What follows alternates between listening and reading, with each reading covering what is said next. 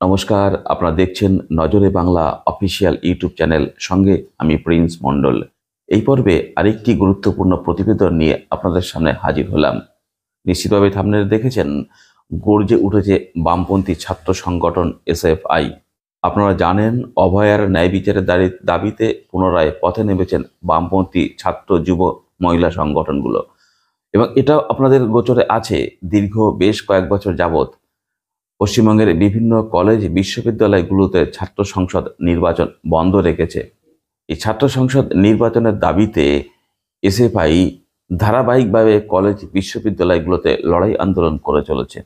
তারই একটা অংশ হিসাবে অভয়ার ন্যায় বিচারের দাবি, সেই সঙ্গে অবিলম্বে ছাত্র সংসদ নির্বাচন করতে হবে, এই দাবি নিয়ে উত্তর চব্বিশ পরগনা জেলা এসএফআই এর পক্ষ থেকে একটি মিছিল শুরু করা হয়। সোদপুর থেকে বারাসাত কলেজমুখী হয় তারা।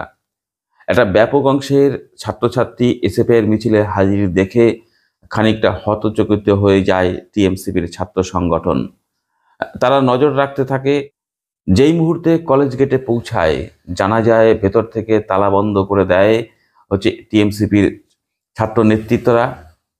তারা কলেজের ভেতরে কোনোভাবেই ঢুকতে দিতে রাজি নয় এসএফআই নেতৃত্বকে। এসএফআই নেতৃত্বের দাবি ছিল, কলেজের ভেতরে ঢুকে কলেজ কর্তৃপক্ষের সঙ্গে অবিলম্বে ছাত্র সংসদ নির্বাচনের দাবিতে তারা তাদের বিক্ষোভটা প্রদর্শন করবেন, তাদের দাবি জানিয়ে আসবেন।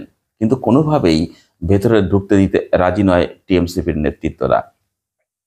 সেই সময় ধীরে ধীরে ব্যাপক অংশের ছাত্রছাত্রীরা এসএফআই এর সেই বিক্ষোভ মিছিলে হাজির হন।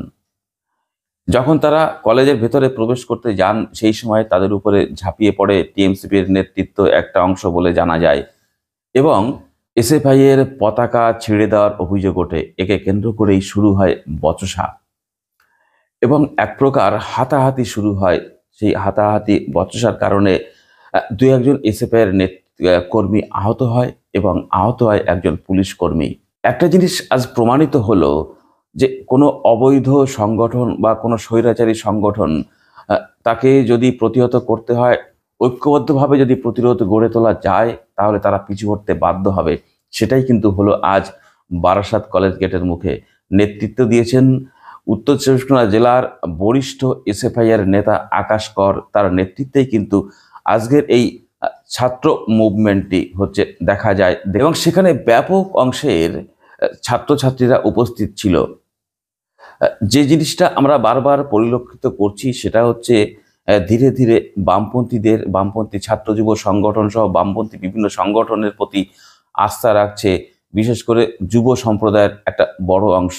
এসএফআই এর ছাত্র বিক্ষোভের মধ্য দিয়ে এটা আমরা লক্ষ্য করতে পারলাম। একটা ব্যাপক অংশের ছাত্র যে জমায়েত হয়েছিল, আসুন বেশ কথা না বাড়িয়ে আমরা সরাসরি সেই কলেজ গেটের মুখে যে বিক্ষোভ অবস্থান এসএফআই এর পক্ষ থেকে, তার মধ্যে প্রবেশ করি। কি অবস্থা দেখুন। সবশেষে নিশ্চিতভাবে আপনাদের দেখাবো এসএফআই এর উত্তর চব্বিশ পরগনা জেলা কমিটির যে সম্পাদক আকাশ কর সাংবাদিকদের সামনে তিনি কি বলেছেন, সেই বিষয়গুলো আপনাদের সামনে রাখার চেষ্টা করব। আসুন। এই বাজারে তৃণমূল যদি বলে আক্রান্ত হয়েছে, এটা তো ওদের কাছে লজ্জার। এখন কি বলবো আমি জানি না। ওরা মারতে এলে আমাদের ছেলেটার চোখের তলায় ফাটিয়ে দিয়েছে, একজন পুলিশ অফিসারের মাথায় ইট মেরেছে। আমি ওনাদের থেকেই শুনলাম পুলিশের উর্দিতে থুতু চেটাচ্ছে তৃণমূল ছাত্রদের ছেলেরা। তার পাল্টা তো রিয়াকশান কিছু কিছু হয়, কিছু তেমন কিছু হয়নি। আর হবে কি, তো অত বড় বড় সব লোকজন, 35-40 বছর বয়সী লোকজন, আর এদিকে সব 18-19-20। কী আর হয়, যা হওয়ার তাই হয়েছে, কোনো দরকার ছিল না। আমরা আগে থেকেই বলেছিলাম, পুলিশ প্রশাসনকেও জানিয়েছিলাম, ওনারা কলেজের কর্তৃপক্ষও জানতেন যে আমরা জাস্টিস মার্চটা নিয়ে যাবো, কলেজ গেটগুলোর সামনে দাঁড়াবো, শ্রদ্ধা জ্ঞাপন করবো তিলোত্তমার স্মৃতির প্রতি। কারণ সব স্কুল কলেজে রেটের সিন্ডিকেট চলছে, হুমকির সংস্কৃতি চলছে, রেপ কালচার চলছে। আর এই যে বারাসাতে গভর্নমেন্টের সামনে যারা হুড়োড়ি করলো, নাম ধরে তো আমরা এফআইআর করবো। ও কলেজে আছে কি করতো? ওর বয়স 35 বছর, ওর ছেলে মেয়ের কলেজে পড়ার বয়স। ও নাকি জিএস। কিসের জিএস? 2017 সালে লাস্ট ভোট হয়েছে, 17 সাল থেকে 7 বছর হয়ে গেছে। পড়াশোনা শেষই হচ্ছে না নাকি? কী পড়াশোনা করে তৃণমূল করে সে তো আমরা জানি, কিন্তু কথাটা হচ্ছে এই যে এই ইউনিয়নগুলোই, অবৈধ ইউনিয়নগুলো যেগুলো থাকার কোনো কারণ নেই, তারাই আরজি করের মতো সমস্ত স্কুল কলেজে এই থ্রেড সিন্ডিকেটের ধারক বাহক। আমাদের দাবি হচ্ছে এই ইউনিয়নগুলো ভেঙে দিতে হবে, আমরা বলে এলাম ডিএম অফিসে। তার সাথে আমাদের দাবি সোদপুর ট্রাফিক মোড়কে তিলোত্তমার স্মৃতির প্রতি শ্রদ্ধা জানিয়ে এবং এই বিশ্বজুড়ে বিচারের দাবিতে গড়ে ওঠা আন্দোলনের স্মারক হিসাবে তিলোত্তমা মোড় এই নাম ঘোষণা করতে হবে সরকারের পক্ষ থেকে। এছাড়াও স্কুল এডুকেশনে জীবনশৈলী ক্লাস, যৌন শিক্ষার ক্লাস, পক্সো কমিটি গঠন, বিশাখা কমিটি গঠন, এই সমস্ত দাবি ছাত্রছাত্রীদের নিরাপত্তায়, শিক্ষক শিক্ষিকাদের নিরাপত্তায়, সেই দাবি নিয়ে আমরা কালকে থেকে হাঁটা শুরু করেছি। আপনারা জানেন সোদপুর থেকেই হাঁটা শুরু করেছি জাস্টিস মাঠ।